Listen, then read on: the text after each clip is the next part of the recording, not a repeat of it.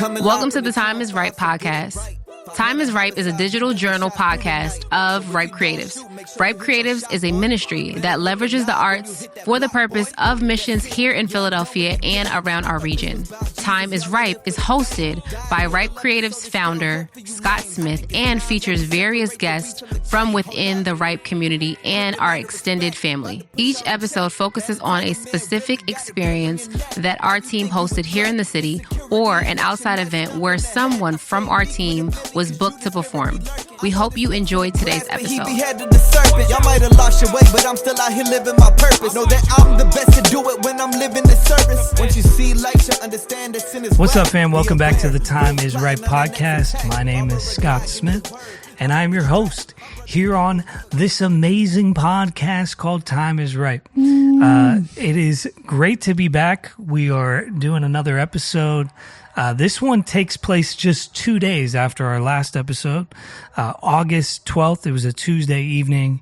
We were at a place called Venice Island Performing Arts Center doing a thing called the Creatives Pier. To talk about this thing, I got a couple of amazing guests.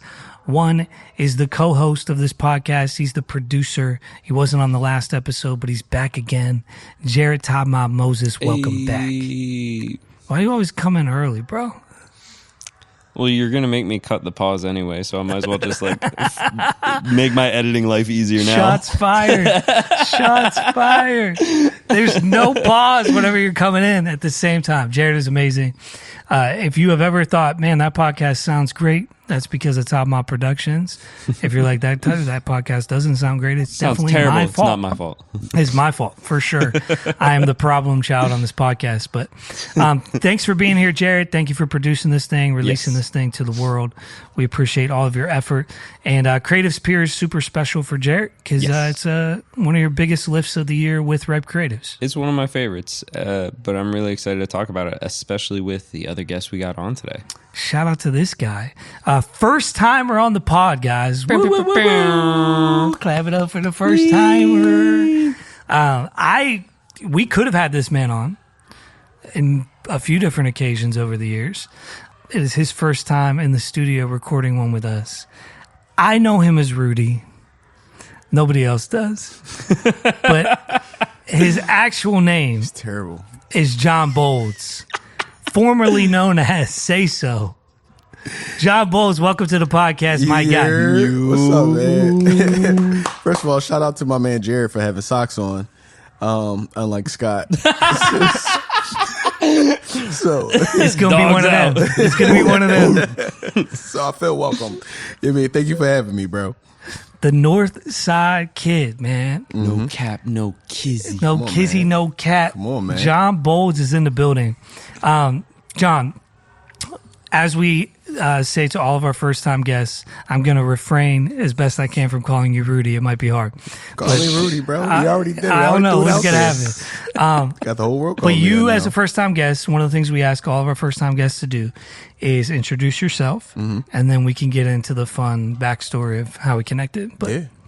So who are you? My name, bro, is Jon Bolds, and who I am, bro, is an unapologetic believer. You know, I'm a father, I'm a husband, I'm a creative, and I like to sew in my off time. I'm lying. That was a lot, bro. But I am a creative though. You like to sow seeds of the gospel in people's now. hearts. Come on, man. He's a bishop, bro. He flipped that. It's the poet in him. It's the poet in him. You know what I mean? But yeah, that's pretty much what I do. You know what I mean? I do like dialoguing into intriguing conversations about gospel, religion, whatever the case may be. I'm a thinker, you know what I mean? I just don't like to be put in a box of you're just this or just that. If anything, I'm just a child that acknowledges father, you feel me? So yeah. You have a beautiful, beautiful family. Thank you. And our story is, I think, pretty unique in the sense that we go back, you and I probably go back the furthest of any person that's been on this podcast, because I think we met in 2012, 2013. 2012. Yeah, 2012. When you were 17, 18 years old? Not to put your age out there, but like 16 more 16. So. Yeah, like 16, 15 almost. Yeah, you were, that's right. You were really a teenager. Yep. And, Yeah, I was a part of a thing called True Voices Philly. It was a poetry community at the time. It was a kind of a regional, national thing between New York, Philly, DC, New Jersey, Cincy. I think there was even some things about Pittsburgh at some point. But a bunch of different poets. And you were 16 at the time. I think you were 15 or 16, you're right. And I think your way in was Ashley Clark, if I'm not mistaken. No, my way in was through Love the Poet. Oh, you knew Love already? No. There was a show going on. Long story short, y'all had a show, a True Voices show. And I was like, man, like I really wanted to just be around writers. You know what I mean? I wanted to be around a community of writers who took like pen seriously. And we can get into that later. But long story short, I walked up to Love and I'm like, hey man, I want to do what you doing. And he was like, yo, come to this thing I got called True Voices on day. And I'm like, wait, seriously? He was like, yeah, bro, take my number down. So I just came. I barely knew him, bro. That's crazy. Yeah. I thought you were like cousins with somebody or something. I ain't know nobody. That's so funny. It was so awkward walking in. Yeah, it probably was. But yeah, you show up 15, 16 years old in this whole squad of spoken word artists. So many of us have stayed friends over the years. Many of us have been at each other's weddings as people have gotten older and started families and stuff. So many like deep friends, even in the distance, and things have changed in life where we haven't stayed up as much. Those are like ride or die people to this day, over a decade later. And I'm very grateful to have been a part of it. And it was such a joy to see you leverage your gift with writing and performance, specifically at the time with poetry, but you were always a hip hop kid. Yep. And even then you were doing hip hop. And I think the poetry side lended itself to helping you sharpen your writing. Yeah. It later down the line around now, the poetry that you guys put me onto, the drills, the intentionality of words, that helped me find myself as an artist. I'm not going to lie, because back then, when you were a kid, you impressionable. You trying to sound like Andy Mineo. You trying to sound like Lecrae. You trying to sound like whoever is in your ear. You know what I mean? But like, I found my voice in poetry because I don't have nobody else to listen to outside of y'all. I'm trying to steal your cadence a little bit, but outside of that, I got to lean on my words. So y'all helped me find my voice. You know. Yeah, you've always known your voice, man. I appreciate the humility of saying that you needed some help in that. But Jon Bolds has always been Jon Bolds. If you check him out, TikTok, Instagram, YouTube's, all the things, you will find out why he's one of the most unique artists on planet Earth. You should specifically go to Futon Sessions. Specifically go to the Futon Sessions. Jarrett. My productions is top notch, man. Go to Futon Sessions. Yeah, you've been resharing some of that content from your Futon It's session. Jarrett don't know how much of a, just real quick, of a blessing he been in my life, bro. Literally one of the, I got this song called Goonies 1. He invited me on the platform a couple years ago. That went very big on my Instagram. People started asking about the song, which literally made me fly out to LA and shoot that song, like that video. But then after that, he invited me again, you know what I mean? For an artist who you struggle because your art is so vulnerable, right? And because of that, you don't know what people are perceiving. Jared's like, yo, let's do this again. I'm like, wait, you like what was going on? He's like, yeah, bro, of course. What's wrong with you? And Jared actually helped out in other ways too, whether it be sound at events and where I'm at now or whatever the case may be. But long story short, Futon Sessions, we do that. And then I'm like going through this season where I'm just trying to promote. It was the videos that he shot that blew up relatively on my TikTok. It's like a video right now, like 7,000 likes, something like that, 20,000 views. My first 20,000 view video is the one that he shot.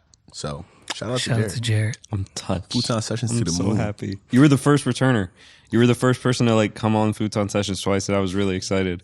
I was really happy too because I wanted you to bring bigger production, because back when you were on the first time, it was in my dingy little apartment, the podcast editing dungeon in Upper Darby. It was in the it was in Delco. It was in the dungeon. Delco apartment. And it was you and Claude. It was just vocal and keys, which turned out great. I was not sure how hip hop was going to be like just like that, but it worked really well. And I just loved the whole fact that you actually did instrumental style stuff with your hip hop, which was a lot of fun on my end, especially mixing, because I love it. It's fun. I have fun doing that sort of thing, and doing it with real instruments with hip hop was a lot of fun. And then coming in and doing it with the revamped futon session style was a lot of fun. And I just love that it's on Spotify too, because I like listening back to it a lot. Me too. And so do the people. Like, that's the first without promotion collection of songs that you mixed, obviously, so thank you, that hit over 1,000 plays on Apple Music. Really? Yeah. I never had a song hit over on Apple Music without promotion over 1,000 plays until the EP that you mixed. So shout out to I'm Jarrett. Beaming right now. This makes me happy. Jarrett's like, I'm awake now. I'm awake now. He said he was tired coming into this. Not anymore. I still am tired though. I also want to shout out a little moment here that you guys will both remember. December of 2019 was Creatives Cafe at High Point Performance Venue. That was the day that I met Jarrett. Yeah. the day. The day that I met Jarrett was that day. Yeah, what, bro?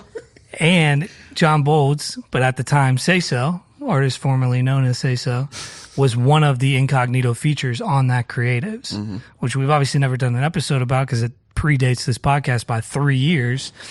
But that was the day that Jarrett and I met. And we didn't work together again really until kind of the pandemic. When we started doing the live streams. But that was the same day that you guys would have met, obviously, as well. Yeah.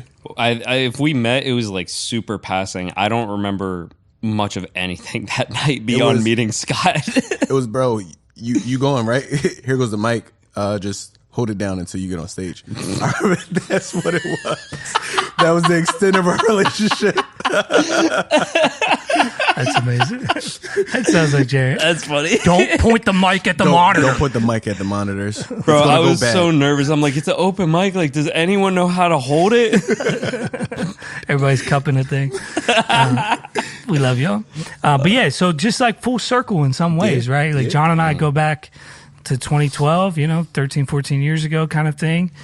Jarrett and I go back 6 or 7 or 8 or whatever it is. I don't know, 6 years. Man. Something like that. But the first time we were all together in the same room happened to be the same day, which I think is really just kind of a pretty interesting thing. Yeah. We are going to talk about Creatives Pier, August 12th, 2025. That's the goal. Recent event. But we may dial in other things along the way. We just did an episode a couple of episodes ago. I think it was 3. Creatives Pier with Doc Hero Sean Perez. Hysterical episode. Probably the most controversial episode we've ever dropped. Involving Jon's brother. Kenny. Bang, bang. We love you, Kenny. Really, really fun episode. But if you want more kind of context for Creatives Pier itself, we'd encourage you to go back and listen to that because I think we go into it in a lot more detail there. But one thing I'll just re-mention, it's an outdoor open mic at Venice Island Performing Arts Center, something we've been doing for 5 summers. This was the first summer where we switched up our model from incognito features to a closing name feature. And for this one, on August 12th, 2025, was Jon Bolds. Our decision to have you was so easy. I think even almost a year ago when we came into this idea of, I think we're going to go closing features next year, we knew that we wanted you to be one of the 10 or one of the 6 or however many of these we were going to do. Like, you were at the top of the list. I remember the text conversation even. We were talking about who to do outside because especially at outside, hip-hop goes better as the closing at Piers. And you're like, all right, well, I want to do Doc because like we already talked through some things, so he's going to go there. Who's going to be the other one? I just text you Jon Bolds, and you're like, oh, duh. And it didn't even have to bring up anybody else. Yeah. It was like a one and done kind of situation. And a lot of it was because of 2022. So 3 years after the open mic, about 2.5 years after the open mic that you were on at High Point, we were still at High Point, and we were doing solo concert shows. And we did them with about 6-8 different artists throughout our tenure there. And one of the best shows, if not the best show of that 6 to 8 month run of doing those, was the Say So show at High Point. And the biggest thing was the investment that you made to make that show amazing. That was the biggest band that we had there. Yeah. It was. I mean, you did a whole 4-piece band plus background vocalists. You had moments where you were going crazy on stage, jumping around. You had moments that were introspective on a stool, kind of lo-fi rap kind of thing. And it was just like a very dynamic show, and you promoted the mess out of it. People came out to support you. You sold out all your merch. Definitely did. You know, First like time I ever did that. Yeah. And that was the beauty of it was, okay, giving you resource to book you for that. You took that resource, you invested it in making the show amazing, and then you paid dividends for your artistry. And a lot of other people just like, oh, you want me to come do a show? Pay me this money, I'll come do the show. Bing, bang, boom.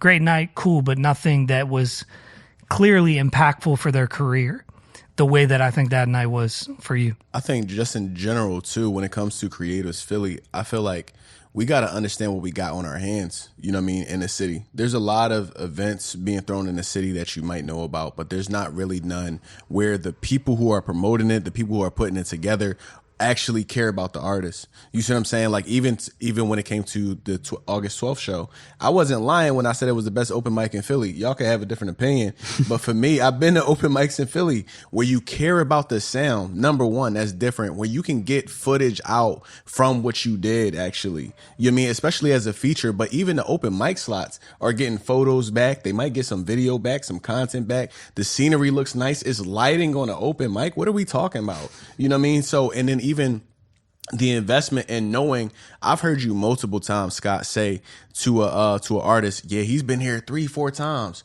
You recognize that somebody coming back and somebody pouring into it. That speaks to somebody like me because, again, art is vulnerable. So back in 2022, when you gave me the opportunity to actually have my own concert, you're saying, yo, we got the venue for you. We got this for you. We got sound for you. We got a band for you. All these different things. It's like, bro, do your due diligence and understand this is not just a gift, but it's a responsibility to store it, bro. You have to promote. Do you want people to not know about a great event that's going on?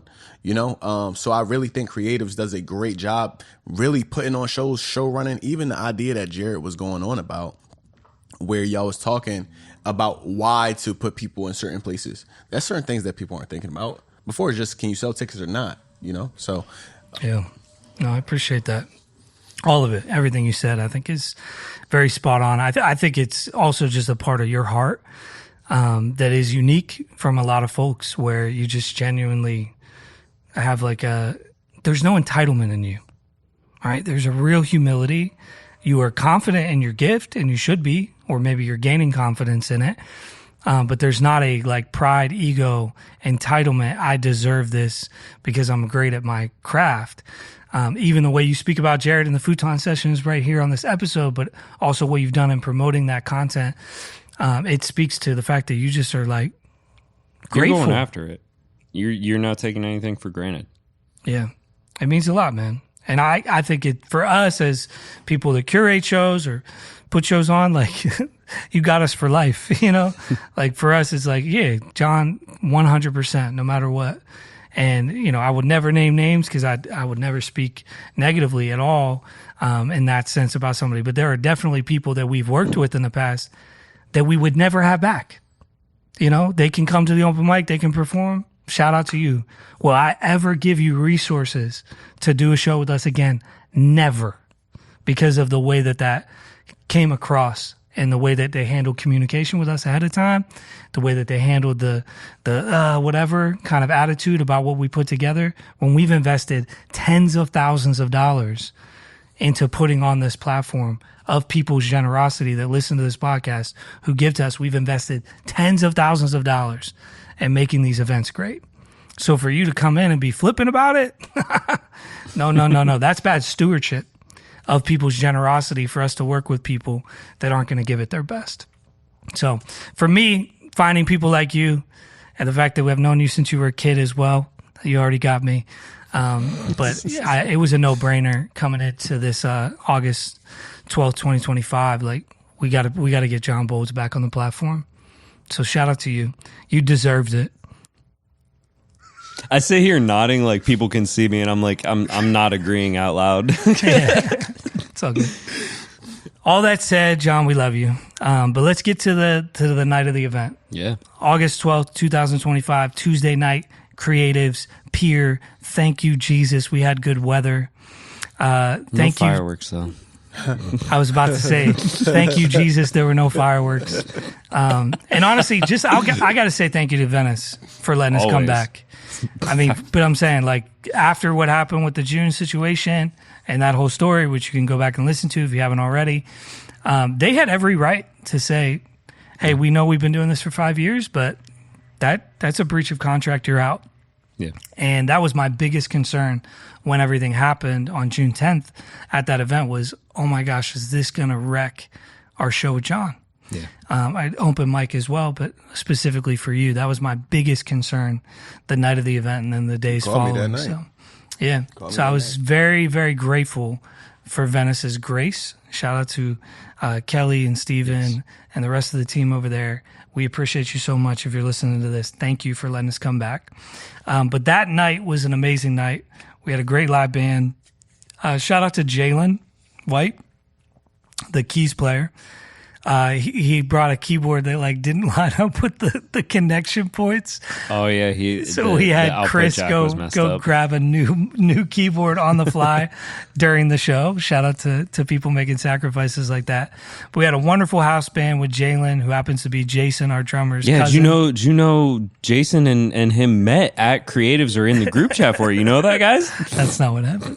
Jalen and Jason. Threw me all the way off, bro. Everybody in the chat, everyone was acting like they were introducing it for the first time, and Jason's just like, "That's my cousin." What's up, bro? Why is my cousin on the band? So it's very funny. They're blood cousins. We also had Jason on drums, obviously, who I just mentioned.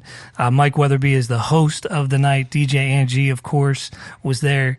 We had the amazing Ed Roach on bass, who is just, I love Ed He's Roach. killer. We've had him a so couple much. times in the past year or so, And he's I doing appreciate him. some future ones as well. Shout out Heck to Ed yeah. Roach. I'll take it. And then the biggest story of the night before we get into the open mic was it was our final Creatives band moment with Esteban Nieves. No, I'm actually gonna cry. Yeah. Esty and his wife Priscilla are having a baby. And so for at least the foreseeable future, Esty is going to be stepping back as the MD of the Creatives band, which is such a huge loss for us. Yes. Because Esty has been the MD for years now of the Creatives House band. I think he's missed maybe 2 Creatives in like 4 years, playing electric and being the MD. So it was kind of a special thing where we got to celebrate him a little bit during the pre-show and honor the sacrifice that he's made over the years to make this band amazing. Yeah. But yeah, it was a great team going into the night for sure. Miss you, Esty. We shout. I'm saying that like I'm not gonna see him in like a week or two at family night. Oh my gosh. So shout out to the band, DJ Angie, of course. The other thing that was interesting about this night, maybe not that important to keep in the podcast, but we were really shorthanded on the team side. So we had the house band and everything else on tech and media, but Raph ended up having to shoot photo because we were down Tosin. We were also down Olivia West. We were also down some other folks in our team. So everybody was kind of playing 2 or 3 roles that night. Like Raph was doing photo and video. So shout out to him for getting any photos captured and videos done because... Well, shout out to Eddie as well for tagging along and helping Raph fill that out and taking a little bit of load off him so he can focus on the multiple tasks at hand. Yeah, there was Ed and Eddie. Those are 2 different people. Shout out to Eddie who was on video that night to help out with Raph. So it just was like one of those nights where you kind of felt the pressure of we don't have what we usually have, but hopefully by God's grace this is going to be amazing. And I'll just put this out there before we even talk about the lineup and the open mic. I think this was one of the best Creatives Piers ever, if not the best one we've had in 5 years. I was going to say it's felt like the best one, at least in the past year or so, past year or two, because it felt like it was just good talent and good people generally all around there. Like everyone had a good time. No one seemed like it was a chore to be there for them. I hate when that happens. At shows, bro, or anything like that, where the crowd, just the crowd in general. I love the fact that at Creatives Philly, when I've been there, there's been people in the crowd and even artists in the crowd that aren't too like pompous to show their enjoyment for the music or for whatever's going on. You dig what I'm saying? So on August 12th, 2025, you look at the crowd and they're enjoying themselves. DJ Ant is spinning a song and everybody's dancing, or everybody's going to the pudding guy, or whatever the case may be, and everybody's just vibing and like laughing. And certain points of time, it's like, all right, well, we got to calm down a little bit. I'd rather try to calm people down than try to, hey, let's get up, let's move, let's do whatever. From the beginning, it was just a good vibe. Yeah, walking in the door. Well, walking in the door. Park. Yeah, the spirit of it was really pure that night, and I think it's even reflected in the artists. I mean, it is a wide open mic. We have no idea what we're going to get, and we do not create standards of what people can say or not say, what people are allowed to perform or not perform at Creatives. Like, we let anybody come, because that's intentionally what we're doing to try to build relationships with people of a variety of different backgrounds. I think part of it was the team, and not to just keep bringing it up, but the fact that we were still there. I think we were all just happy to be there more so than usual because we got to come back. Yeah, that's true. There was that joy that we had the opportunity to be there. From even a performance standpoint, this was a very high percentage of artists that would identify with faith. That would identify as a Christian from a Christian perspective. Most of the lineup this particular night were Christian artists. And that's rare for us. That's actually, it's usually about 50-50, sometimes even bent towards secular artists. And then we have, different people who might throw up there to kind of respond to certain things that are happening throughout the night. And then our features are always people that we're in alignment with from a kingdom perspective. But this was like majority Christian artists. And I was kind of blown away by that. And it all kicked off like very early on with this girl, Megan Mounts, I believe, or Muntz. She was 15 years old and 15, 16 years old. Adorable little girl. I met her and her family in Wayne, Pennsylvania, going to a venue to check it out for a potential connection for a ripe artist to perform there. And I just randomly went to this open mic night, met her family, and just kind of airdropped the flyer to her dad, because I took videos of her to give to her dad, like of her performing. And I was like, hey, these might be helpful for her if she's, sharing content. Just wanted to be a blessing. And they were like, what? That's so amazing. I was like, yeah, like, by the way, we also produce events in Philly if you ever want to come out. And they came to this one. Yeah. And they came, the whole family came. They came early. They were like an hour early. I was like, guys, doors don't open until 6:45. It was like 5 o'clock. I think we still let them put the name in the basket just to like have 5 it done. p.m. Yeah. So they went to get dinner and came back. And I'm so glad she got chosen. It was just like one of those things where I was like, I hope this little girl gets a chance to perform. And she did. And she was amazing. And that just set like a different tone for the rest of the night. And then the odds of who gets pulled, I mean, that's just totally luck of the draw, so to speak. But it seemed like so many people followed in that same step. There were so many people that came.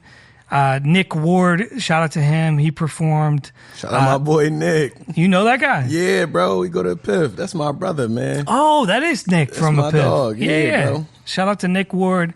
Aziz, who came in all the way from Westchester. Lil Sint, who I think we've talked about on other Best episodes. odds in Creatives history. He's swear. never not been pulled. Every time I see him there, I'm like, all right, cool. All right, so when is he going to go on?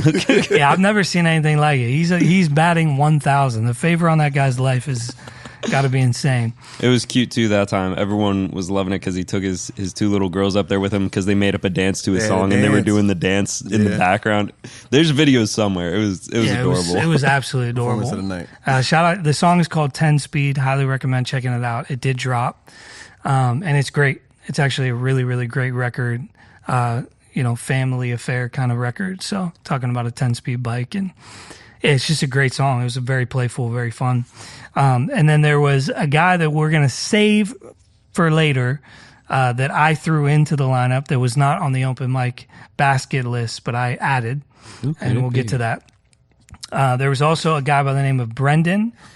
Brendan was a Christian rapper dude. I think he recently gave his life to Jesus. He has a whole bunch of music up that is not reflective of that, but is starting to make Christian music.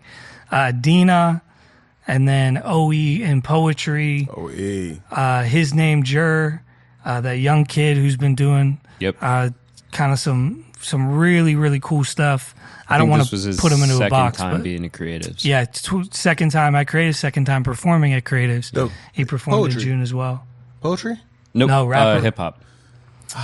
Cool dude. He got like kind of that Juice World little bit sound. Yeah. I don't want to say that and like put him into a box. I feel you. But he is really talented. He is, yeah. And his stuff produced is amazing. If you go listen to his Spotify, my man got less than 10 monthly listeners right now. And he is really good. Like really good. It'd be like so that. you guys got to check him out. But he was great. Shout out to Jur. Absolutely amazing kid. He's actually been coming around the community quite a bit. Good guy. Over the last handful of months. And excited to see where that stuff leads. After Jur was Rel from Epiphany. Shout out to him. Shout out Epiphany, baby. He's a filmmaker. He's incredibly like into that world in the city. I did a short with him before. Yeah, I'm sure you did. Yep. Mr. Actor. Jon Bolds, the actor. We talked about how it was a lot of like Christian influences on this event. A lot of that is shout out because like you've listed 2 people that John's like, oh yeah, from Epiphany, and I'm like, it's because this man was promoting and inviting people out From his church. Hallelujah. Shout out to Rel. And then after Rel, we had a couple more artists. I think it was supposed to go D-Say, then a poet, but they ended up flipping that by accident.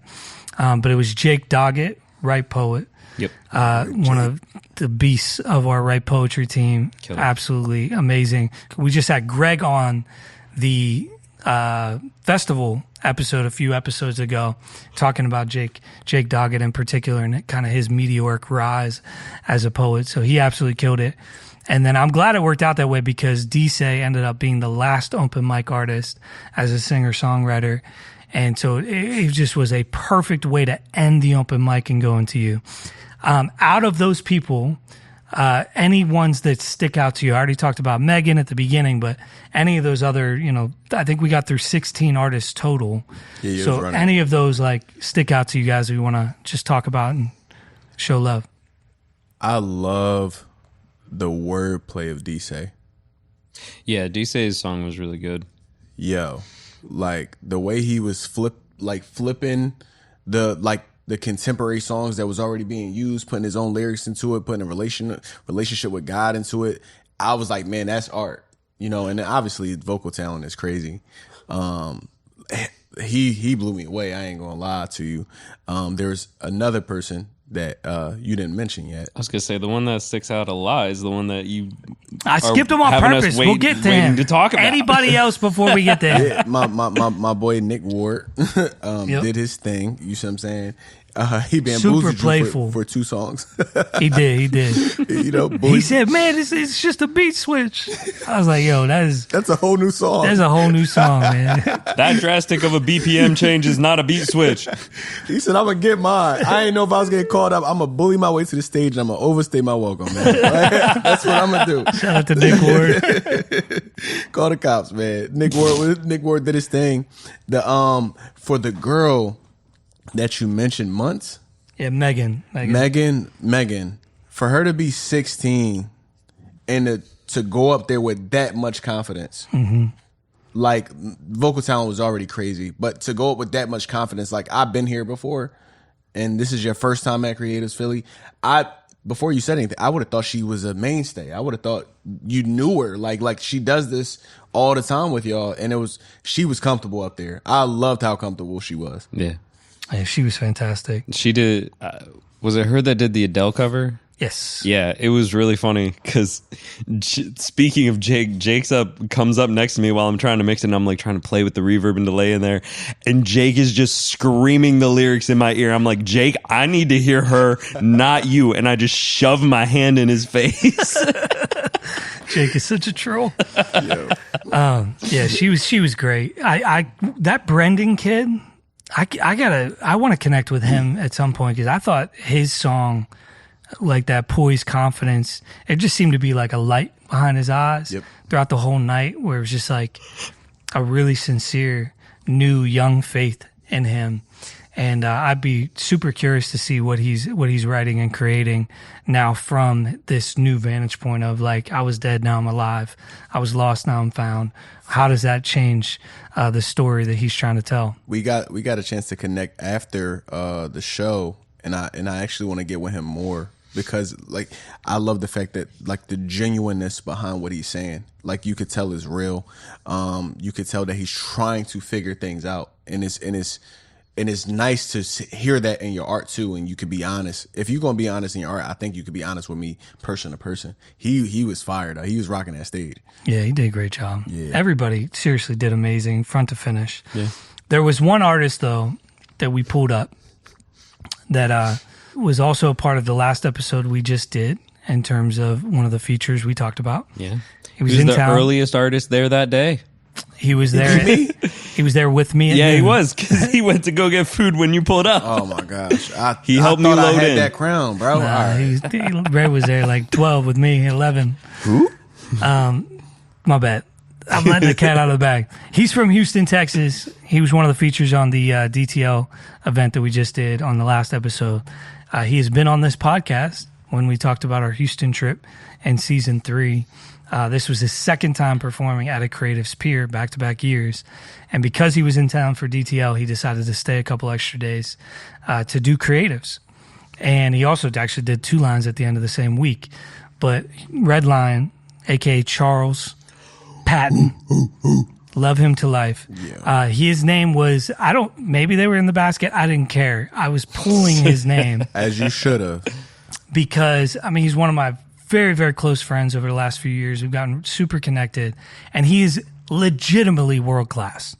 Like, I keep saying he's a top 5 poet nationally, and I think I'm willing to stand on that I don't think I can name 4 spoken word artists that are better than him. I thought you was lying about him, bro. Like, you don't lie. Don't get it twisted. Like you never told me somebody was good when they wasn't good. But you know, it's like, you give him the pass, you know? But he was like, yo, this guy's better than me. I'm like, Scott, all right, bro. You say that about almost every poet that we run into, and then you want to wax him. And I'm like, this, I see why you say that. I ain't saying he better than you. He is better than me. But I'm like, sure. When he hit that mic, bro, I was like, I'll never do a poetry again. Yo, he is unbelievable. He's scary. He makes you want to retire. Yes, bro. Like, confidently, too. I'm at peace with this. I'm not him. He is him. I am not. Red Line. Yeah, I actually stole the mic beforehand because I didn't want people to be mad at Mike Weatherby, who was hosting. Like, they're pulling somebody up that wasn't pulled. That's not fair. My name's still in the basket, and I didn't get to go. It's my event. I do what I want. That's basically what I said. Like, in love, I was like, I am making an exception for this. This is on me. Respectfully. And you're not going to regret it. And nobody regretted it. No. And to be fair, if someone is there from that far away, you in the past have done that, whether you knew them or not, just to be like, hey, I want to honor your time. I don't want this to be a waste for you. Like, someone came from Baltimore. It wasn't Jayla. It was someone else. Someone came from like Baltimore or someone in Maryland. I remember you throwing them on the lineup. Yeah, High Def Tongue. That might have been it. Yeah, It might have been High I Def. remember that. Yep. And T Hawk came in from North Jersey one time before I even knew who she was. We made sure she got on. So we try to be, hospitable to people from out of town. But Red, I was like, I'm not leaving this up to chance. I'm not. Like, your name's getting pulled. Yeah. And he's like, it's okay if it doesn't. I was he like, had Red. to get hurt. I was like, Red, you're performing tonight, period. He's amazing. That brother was, the way he was barking on that mic, bro, I thought he was from Philly, bro. I'm like, I ain't gonna lie, I'm biased towards Philly, so I think anybody who bark is from Philly. Anybody else, I don't, you know what I mean? But he was, bro, like, my whole section that I was with, we all like turned around, like, stopped trying to get a pretzel. We didn't want the water ice no more. We just sat and just listened. We couldn't even snap at moments because he was just so rapid and it's like, all right, if you snap, you throwing off the next line. So we don't want to even do anything because he just, line for line, everything was with detail, bro. Everything. He was nasty. Yeah. Stutters don't exist for that man. It's crazy. Nah, he's unbelievable. And even if he does stutter, it's a part of the performance. Yeah. It's His mess ups are on purpose. It's awful. It's crazy. He's different. Shout out to you, Charles. We love you to life. You're getting a lot of love on the Ripe Creatives podcast these days, buddy. Maybe it's time to move to Philly. Listen, we'll keep giving him love, and he can keep making reels for us off of the episode. Thanks. Yeah, we appreciate you. Yeah, he's just an amazing dude. Not just an amazing poet, even a better dude. And Cares really, about really grateful. art and cares about artists. Yeah, he does. And all He does. all practices. Yep, he's a good man. We appreciate you, Redline. But all that brings us to the feature. The closing feature, named feature, Mr. Jon Bolds. Now, John had a major hiccup for this show that I thought was kind of funny, but the way God works it out, because you wanted to do what you did in the 2022 show. I was about to bring the whole Northside Groove gang, bro. He's about to be lit. Yes. That did not happen. That didn't happen, bro. Because Claude wanted to go and get married. Yeah. Selfish, Claude. We got a show, Claude. Come We got on. a show, brother. You know what I mean? Claude, I was going to bring all the guys. We was all locked in. And then Claude was like, wait, I'm on honeymoon. And I said, no, bypass your honeymoon. And then Honeymoon in Philly. That's what I was saying. You know? What, you want to be on an island? Venice Island. That's an island. Just make your wife mad a little bit, bro. It's all right. You got to fly out of Philly, right? Just do it Wednesday stop morning. Just stop by, bro. Just play a little song. Do your thing. Go home. But no, man. Shout out to Claude, bro. But yeah, Claude. we were trying to do that, and obviously great things was happening in life. So, you know, he took Absolutely. off. And after that, he's like the quarterback of the group. So once that happened, it was like, do I just bring a bass and a drum? And it was like, wait, Creatives Philly has a band. And I already know Jason, played with Jason like one time before. And I knew y'all band was just hot in general. So it that gave me confidence to where I'm like, okay, like we could still do something, you know? Yep. Cause it was scary when we found out Claude wasn't going on honeymoon at that point. Yep. Yeah, I mean, for me, it was ask Esty, see what he thinks. Yeah. And he was like, you know what? I think we can probably pull it off with this team. Now, Jalen was a wild card on keys because we never had him before. I love the way he's running. Amazing. Yo. He's a great keys player. I've done 1 or 2 events with him before. I knew he was going to be solid. Yeah, he picked up. And Ed is literally a touring bassist for touring acts. Like, Yeah. He's very, very tough. I So. didn't even know that. I'm not surprised, but I didn't know Yeah, that. Ed's just be slapping the bass, man. Like he's Slapping just the that bass. guy. He's that guy. Listen, he's one of those guys that just pulls up with just a bass. Simple, no pedals, no amp, no head amp, nothing, no preamps.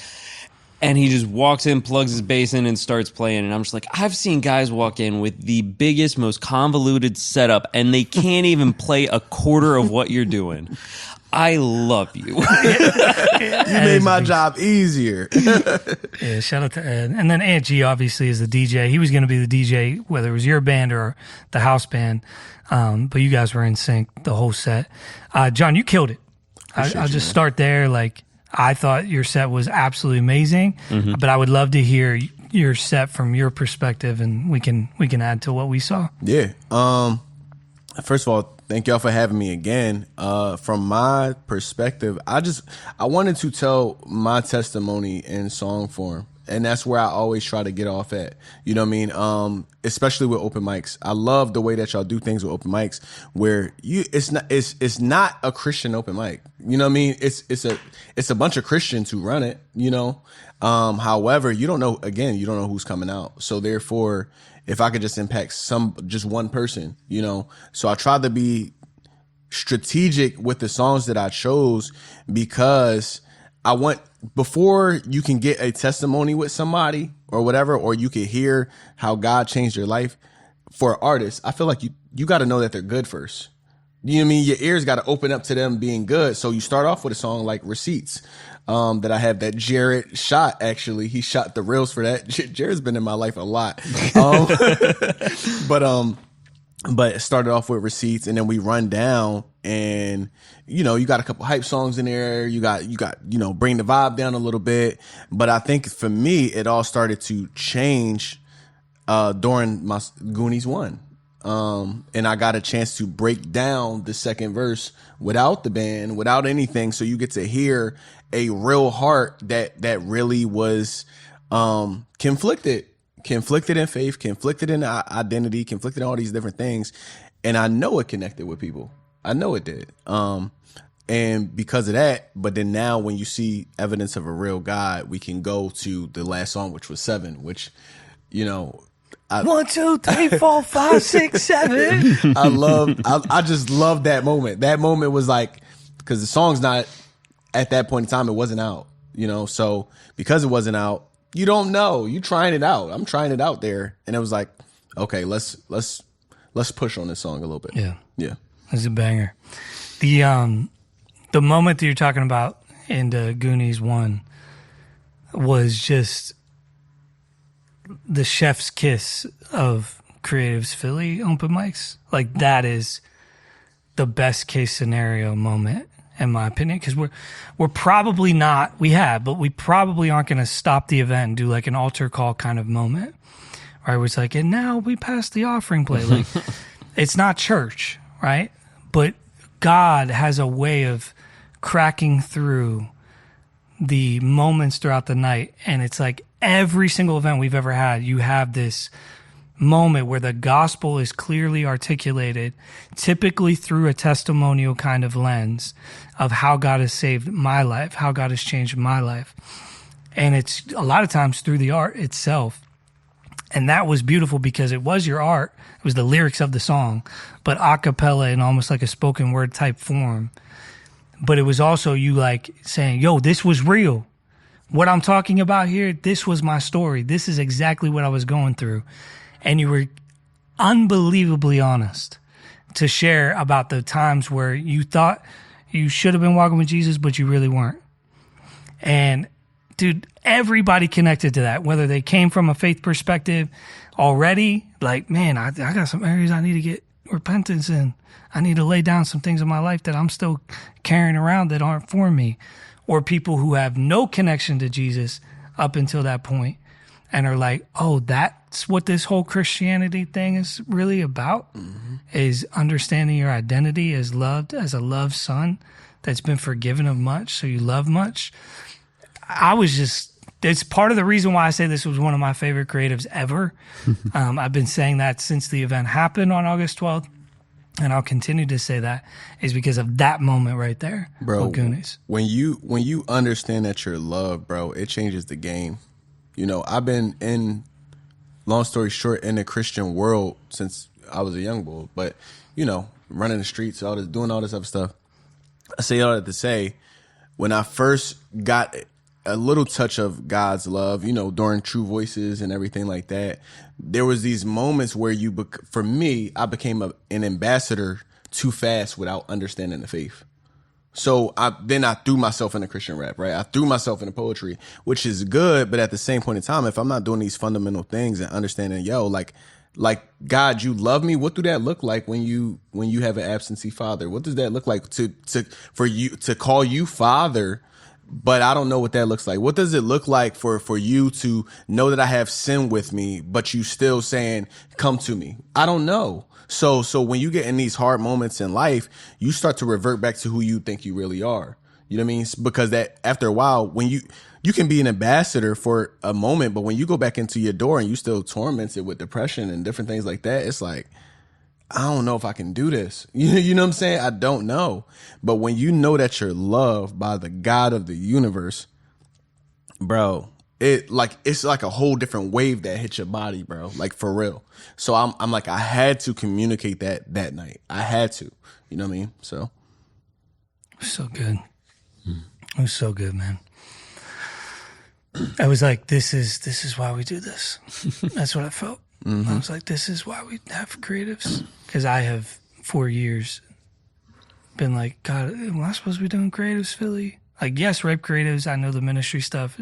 I'm walking in my purpose with that. Write poetry, the write singer-songwriters, write rappers, write worship crew. Y'all got an army, bro. Like, we have a lot of good things. Y'all got an army. But y'all about to come out with a movie soon. I know it. I know it. We'll see what happens. But like the Creatives Philly events, because they have been such a cash negative investment for us. And I've wrestled through that so many times. Like, God, like, is this good stewardship to invest this much resource into an event that's not necessarily turning a financial profit? But bro, the spiritual profit of that event has been dumbfounding. And I think one of the really cool things that has happened is so many of the current Ripe artists, how we connected to them initially was at Creatives Philly. Yeah. Performing on the open mic or getting a feature for the end of an event and coming and then getting into the family night rhythm and getting into these relationships with other people. And then next thing you know, they're like on futon sessions, right? Doing their stuff there, or doing a video with Raph or something, or working out with these people over here on a gig, or getting connected to our camp stuff. Like all these things, Creatives has been such a starting point for so many of the folks in our community that it's like, regardless of where this event's going to land fiscally, it's worth it. Yeah. And I think the other thing is like, it is just a good thing to invest in artists and creative people as a ministry that serves artists and creative people. And so Creatives has been, yes, a net negative fiscally, but we've given those funds to actual people. You know, like we don't spend a ton of money on venues, and that's intentional, because we want the resources that we do spend to go to the artist, to go to the band, to go to people like Jarrett and Raph and Angie. And nobody's getting paid what they're worth, but they're at least getting something that is a cognizant decision on our part to say we invest in you, right? Be like, we are grateful to be a part of this thing together. And yeah, dude, I that moment, I keep saying it just was really impactful for me as somebody who was on looking into the night. God, are you pleased with this? Yes. Like that moment was such a confirmation of, yeah, this night had to happen. And I'm so grateful Venice didn't kick us out beforehand, you know, that we got to have that moment with you. And I also just, in a place of vulnerability, like, I'm super proud of you, man, because I've watched your journey pretty intimately. Don't do it. You know, from the time you were 16. Now John's gonna cry. Even like Rudy. Moments when you were in college, you know, and struggling. Yeah. And needing somebody to kind of talk you off a ledge here and there. Yeah. We didn't stay super connected often, but every 6 months, checking in, every year, having a longer conversation, you questioning faith stuff, questioning, is this really what I want to be? Questioning, you know, pushing back against, I don't want this box, being called a Christian artist for these reasons, right? Writing songs that were both, you know, around your faith, and then some other songs were like, I don't know about this faith thing. And creating, you know what I mean? Like you went through a whole rebrand with Say So, everything. Like I've seen the whole story. So to see you on stage be so unapologetic about your faith and so direct in your witness, regardless of the tracks and regardless of the music, your personhood, Jon Bolds the man, Jon Bolds the human, sharing your faith unashamedly. I was like, yeah, amen. Yeah, I appreciate that. Even moments that people don't get to see, like beforehand, I normally pray with the band before we go on stage or wherever. The band wasn't there. I asked Scott to pray for me, and it was such an intentional prayer. You know, it was such a, because you knew me since 2012. You know what I mean? So because of that, I know you as a brother before I know you as all these different things. You know what I'm saying? Like, you know, we weren't always in contact or whatever the case may be. But I always knew if push came to shove, man, this is my brother. You know what I'm saying? Even moments where we just wrestling and I'm like, bro, no. And you like, no, Rudy, like about just different faith things. You know what I mean? And again, somebody trying to talk me off the ledge and having some hard conversations. I say all that to say that moment for me was a lot. You know what I mean? Cause you were for somebody to know your story, accept you, want to push you, and love on you at the same time. But then something that you're so passionate about, have them be passionate about it for you, right? Yo, I know you do art. Yo, let me give you a platform. Let me this and the third. Boom, boom, boom. That means a lot. Because you got a lot of people who call you brother, but you don't know who's your brother at the end of the day for a lot of people. But for so many times you showed it. Quick story. I remember when I was wrestling and struggling with my faith. And it's like, I don't know if you remember this. It's like 2017, 2018. There was a show in Clarion University that they did, that Ripe did. They invited me to the show. I drove 4 hours. And I had this deep conversation. Abel probably does not remember this conversation. I do these songs and I'm struggling with depression bad. Y'all come over to me, y'all talk to me, y'all pray with me, and then Abel pretty much says like, "Hey, bro, when do you think it's gonna be time for you to like?" I'm messing it up, but essentially what he was getting at is like, do you find joy in your faith? And that threw me off. And I'm like, these are the people that Scott's rocking with. And I'm like, at that point in time, you kind of get defensive, and it's like, well, bro, I'm just doing music. Like, you know, what are you talking about? But it's like, there's a real honesty that comes with who you are, who the people that you rock with are. And when you prayed for me that night, it wasn't just, let's make the show well. It was, yo, okay, Rudy, I want Rudy to see who God is even in this prayer too.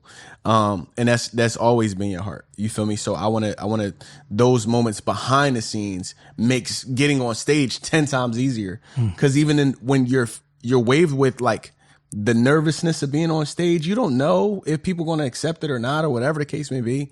But it's like, to know it grounds you again in who God is. You feel me?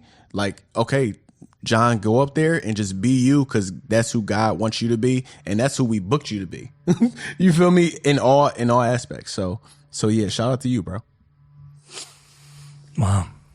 Amen. Now Scott's gonna cry. It's a good thing this one's not on camera, you know? This is why we don't do video podcasts. You know what I'm saying? No, it's a good thing to express care, concern, vulnerability for one another as men. It's a rare thing in our day and age, and I think it's a special thing that people need to be able to tap into. And yeah, man, I love you. Love you too, bro. There's almost nothing you could do to make me not love you. Appreciate that. You know? Yeah. So Almost. I'm here. My mind is so weird. I'm like, what's the almost? Yeah. Yeah, same. I was thinking about that too. I was like, ooh, what would he do? If I flat his tires, is that it? Like, go on. That's not it. That's not it. I was thinking reckless. But yeah, I appreciate everything that you just said. It means a lot. Shout out to Abel. Yeah. Knowing Aaron, squad. there's a good chance he probably remembers that. Yeah, I'm going to have to ask him about That was one of the deepest moments in my thought process of artistry, bro. Like we'll talk on camera. That moment changed a lot. Like that car ride drive back that I had with my homie, bro, we were just chopping that up because nobody ever said that to me before. Everybody was cool with me doing that music. I was cool with me doing that music because it was vulnerable, but there was another intentionality that Abel had where it was like, kind of, let's get together because I see you actually struggling. Before, people just like the music. It's like, I can say whatever I want. I'm on the verge of suicide. Cool. Abel like, hey, bro, I heard that suicide line. Like, was that metaphor or was it? And I'm like, wait, you actually digging into this? Like, you know what I'm saying? Yeah. It reminded me of you. So it shows the importance that like being vulnerable is great in artistry, but with that vulnerability, there has to come some sort of accountability, especially with good people around you, because you need people to help you work through why is it you have to be vulnerable about that. You a preacher? That's a word. That's a word. Yeah. And it's been fun to see you lock into that accountability and community aspect with your church, your family. Obviously, shout out your to the friend Well, group. man. Yeah, your friend group with the Well and like your core community there. And, you know, I pray Ripe is a resource to you as well. Definitely. In all the ways that we can be as you continue to walk this thing out. John, you deserve all the flowers for that night, but just in general, where you're at in life. Super, super proud of you. And I, especially as an artist, the thing that fires me up maybe the most is seeing artists who really love Jesus are writing stuff that brings that to life, are living that way, but also have the ability and the confidence and the missional guided heart to go out and be a light in dark spaces. That's just a personal thing for me. Like that stuff really fires me up when I meet people doing that. Like I'm just like, let's figure this out. How do we do this together? And that's been kind of the story of the Ripe Poets in a lot of ways, is like that whole community. It's not been centered around our poetry. It's not even been centered around our desire to get on platforms, it's been our desire to reach people, our desire to get out into space or create space where we can really dialogue with folks and be kind of apologetic around our faith, unapologetic with apologetics is what I'm trying to say, right? Where we get to defend the faith in real relationship. I love that, or bro. speak life into somebody and create a space where kingdom values can be understood. And that is what you do on the rap hip hop side. Yeah. Like you have this ability to perform at the Fire, you know, and then also do the Christian Music Festival. Yeah. Right? That you are not just like, okay, how do I, you're trying to reach both worlds and be a light to both demographics, and maybe even more so to be in the world, reaching people as a fisher of men than just be tagged and qualified as a Christian rapper. So I just appreciate that. I think you're finding your way, you're finding your voice, finding your lane in that. And anything I can do to help spur that on, I'm here. I know Jarrett is as well. Yeah, man. Honestly, you're just a good guy, good friend, have a good family. Just seeing you be you and being around artists that like I genuinely think that they're good at what they do and we're actually friends. Like it really clicked. Like I always thought we were friends, but then even just the other night when you came to the event, you did the standard like, oh, how's the wife? How's married life? And then you went and you're like, you're still dating? I was like, oh, he actually cares. He actually cares about my well-being in my own emotions and my relationships. And he wants to see me excel and succeed the same way I want him to. And it's just the mutual building there. Iron sharpens iron. Yeah. I appreciate that, bro. You definitely my brother, bro. Again, long story short, I remember this time you helped me out, the listening party. You gave me those tools. This is 2019. Like, I remember these things, and I try to keep these things in my mind because it's a group of people who actually care. Yourself, bro, you really care. We just shot videos together, and you're helping me out, bro. Like, you care about me, and I could tell. Yeah. You mean? Amen. I feel like we're on an episode of Barney. I love you, man. I love you too, man. I'm gonna get it out because I don't say it that often. Man. I joke we don't know how much time we got left on this planet. You There's a lot going on. Facts. So we are, it's good to share these things. Listen, if you are here, we just want to say thank you so much for supporting the ministry of Ripe Creatives. I pray that you're encouraged by this, to hear these stories, to hear the longevity of relationship. At the end of the day, that's what we do. Yes, we do the arts, but the biggest heartbeat of our ministry is discipleship, is relationship. It's being there for the good, the bad, and the ugly, right? And then getting to celebrate these wonderful mountaintop moments where the gospel is presented and lives are changed and impacted. Like, those things are so good. But a lot of times it's wading through the darkness, wading through the difficult stuff.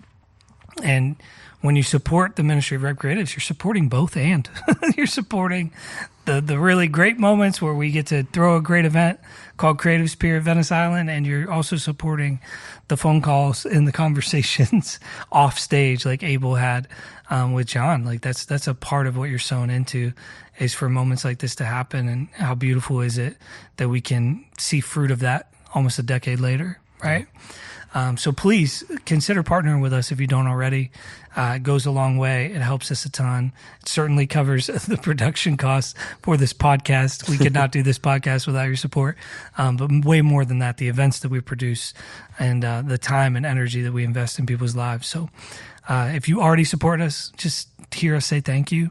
Thank you for partnering with us. We're never trying to go back into people's pockets and ask for more resource than they're already comfortable giving one time or on a consistent basis. We just want to say thank you for being a part of this story with us.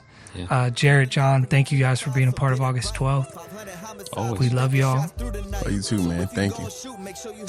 Until next time, stay right. Boy, that's it. Yeah, I'm done with the games. I thought this was. You can learn more about Ripe Creatives and support our ministry by visiting our website, ripecreatives.com. To never miss a future episode, you can join our community text line by texting Time is Ripe to 215-273-3540. Time is Ripe is produced, recorded, edited, and released by Top Mop Productions. We hope you enjoyed today's episode. Living my purpose. Know that I'm the best to do it when I'm living the service. Once you see light, you understand that sin is whack. Be aware, wolves plotting on the next attack. Armor of God, give me the word. I'm always strapped. My brother's able, never question if I got his back.